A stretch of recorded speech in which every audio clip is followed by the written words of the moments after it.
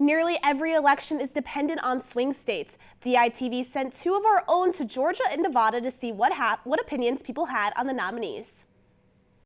I'm here at the Georgia GOP's watch party for the 2024 election, where the party welcomed a full house to their event. Now, despite polls leading into the election saying that Kamala Harris and Donald Trump would be running a tight race against each other, supporters of Trump had no doubt their candidate would win tonight. He hasn't won yet, but we're pretty confident he's going to win right now because the only states we're waiting on are Wisconsin, Minnesota, a few others.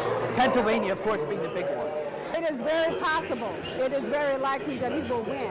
And at the time of airing, Trump has won a few of those states.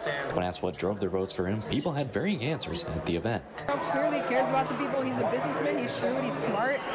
We've seen with Joe Biden and Kamala Harris, they may be smart, but they're not as shrewd. They don't have like the sense that he has and understanding of the economy and how that works.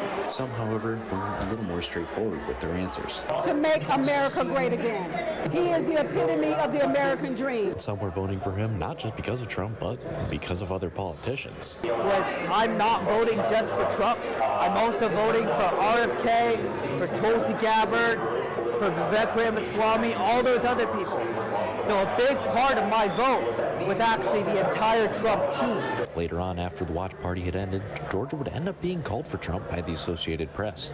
Now I'll send it over to the other side of the country with DITV Assistant News Director Jace Bertrand. I'm here at the Aria Hotel and Casino in Las Vegas, Nevada, and inside, the Nevada Democratic Party is hosting their watch party for the election. As the polls closed at 8 p.m. on the West Coast, Democratic voters across the city gathered to celebrate as votes came in. Others were members of organizations working with Democrats leading up to the election. We ourselves can't vote, but we want to get that message out there that what Kamala Harris and what Tim Walz stand for is what our future should be. We are out here canvassing for Kamala. We were door knocking. We've been out here for 5 days making sure that Nevadians know that we're here, that they have support, and to get out and vote. These organizations showcased Las Vegas's wide variety of concerns and goals going into the election. First and foremost, I say a very big one is gun violence prevention because of what happened here less than a year ago on December 6th at UNLV, as well as October 1st, just a few years back. That's something that I think unites our communities, regardless of Democrat or Republican. Both parties feel a need to have progress on that issue. As votes began rolling in, several key Democrats within the state made speeches in support of Kamala Harris.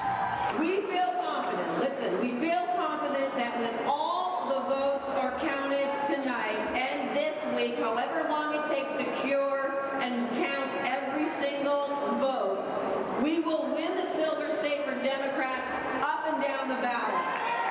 As a women's majority legislature, I can tell you, as a member of that legislature, firsthand, who runs this world, it's us girls. However, with Donald Trump now being the favored candidate for the election, the road ahead for Democrats may be tricky.